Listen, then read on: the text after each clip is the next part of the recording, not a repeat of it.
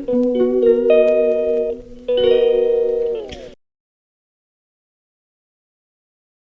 ito po yung nabili kong alamang na fresh po. Ngayon gagawin ko po siyang ginisang bagoong spicy. Sarili ko pong gawa. Kaya tingnan nyo para pag makabili kayo ng fresh alamang, pwedeng kayo na lang ang magawa kasi napakamahal po niya bilhin sa groceries. Guys, ayan na. Lutuin na muna natin ang ating alamang. Ang gawin natin, ilagay natin sa kawali, tapos lagyan natin ng suka hanggang matuyo. So, ito po, ilalagyan ko na siya ng suka. 1 kilo at saka 200 grams pala itong nabili ko. Buti na lang naka-timing tayo. Minsan lang kasi ito nagpapakita. Bihira lang talaga. Kaso pakuluin natin to hanggang matuyo po siya. Hindi mamaya na po tayo mag-start sa pag-isa. Yan, kumulo na po. Pakuluin pa natin hanggang matuyo po siya. Ganun lang po guys. Pag matuyo na siya, tanggalin natin sa kawali. And then, mag-isa. Mamaya, panoorin nyo.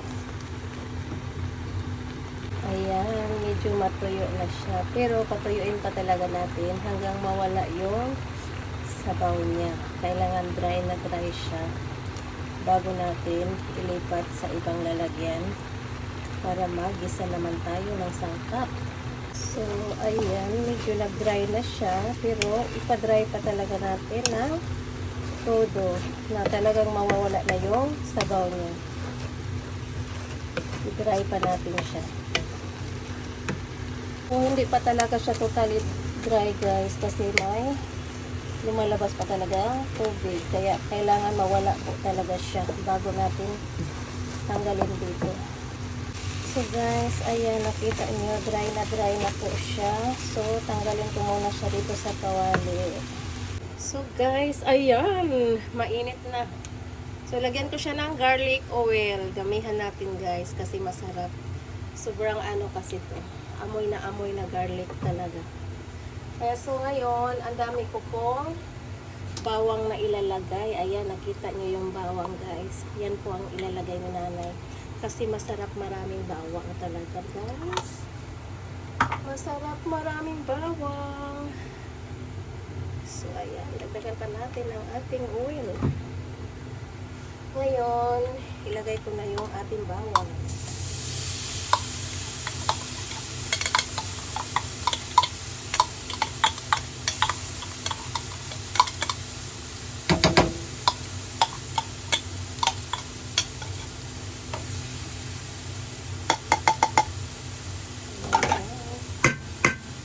So, igisa ko na yan hanggang mag-brown.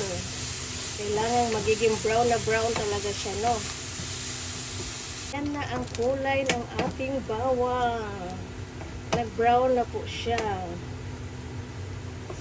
Masarap kasi pag nag-dark brown. Kasi yung bango niya, guys, super ganda. Super naaamoy talaga. So, ilagay ko na yung pinadry natin na shrimp. Gagawin natin ulit yung bagoong. Ayun guys, ganyan lang yan. Igisa muna natin.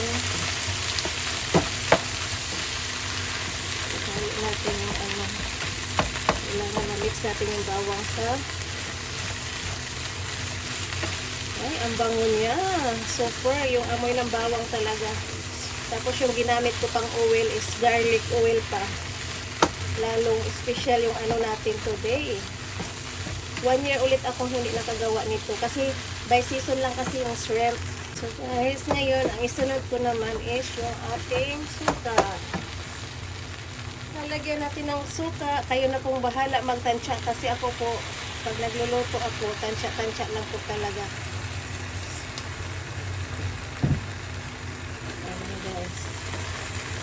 Ilalagyan ko pa.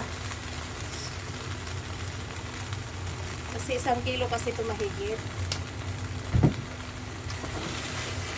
Ayan. Looks yummy.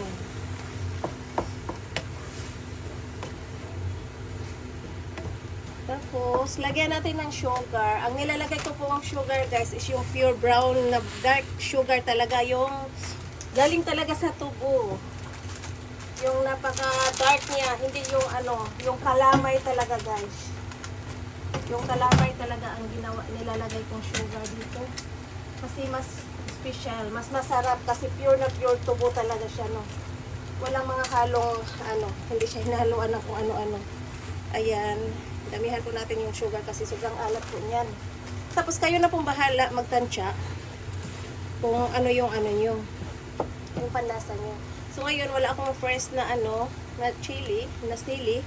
Yung powder ang ilalagay ko kasi masarap kasi spicy at saka manamis-namis na maalat-alat yung ginisang bagoong natin. Ganito lang kasimple gumawa, kaso nga lang it takes time kasi patuyuin mo pa, gisa ka ulit, pero at least ulit kasi homemade mo talaga, alam mo kung paano mo ginawa. Unlike sa bumibili ka, hindi ka sure kung ano yung paano nila prinasis yung bagoong. Kaya ito, wala siyang amoy na bagoong guys, amoy bawang siya. Tapos, konti lang yung amoy ng pagkabagoong niya. Na, ano talaga, mas, ano talaga yung bawang. Kasi dinamihan ko talaga ng bawang. So, kayo na pong bahala sa tamis, sa alat, at saka sa pure, sa perfect lasa. Nahaluan ko po siya ng pepper, guys. Hindi ko alam kung sa iba naglalagay sila ng pepper. Kasi para aanghang din siya. At mabango din. May bawang na. May amoy pa ng pepper kasi mahilig ko ako sa pepper. Dinadamihan ko talaga yan. Para sulit ang ano, ang bango niya. So ito, marami po yung sugar na nailagay ko kasi alam nyo, ang alat kasi ng alamang, diba? Kahit hindi pa siya nila pinaprocess. Kaya kayo na pong magtansya kung gaano nakaalat, nagbabalance yung alat at saka tamis. Kasi kailangan mo siyang tansyain talaga. Ako hindi ako nagsusuka talaga, tinatsansya ko lang. Wow, yummy. At nilalagyan ko po siya ng limon. Ayan po guys, may limon po ang ating bagoong. Kasi masarap po kasi maamoy din siya guys. Ito sarili ko lang tong ano, no, na-try ko na kasi last year. Super yummy talaga. Talagang di ako makapaniwala na gawa ko to. Kasi lang that time, hindi ko napunan ng video. Kaya ayun, gusto kong i-share sa inyo para din matry nyo. Kaysa bibili pa kayo ng bagoong. Sobrang mahal kasi siya guys. Kasi mahirap talaga gawin.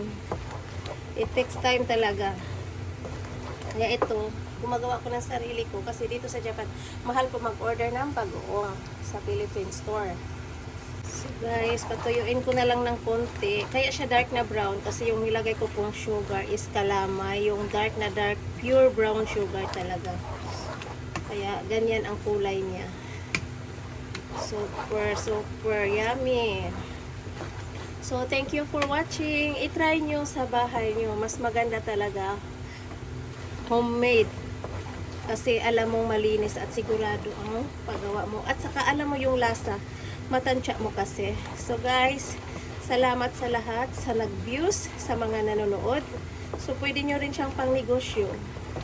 Try nyo ha. Thank you for watching.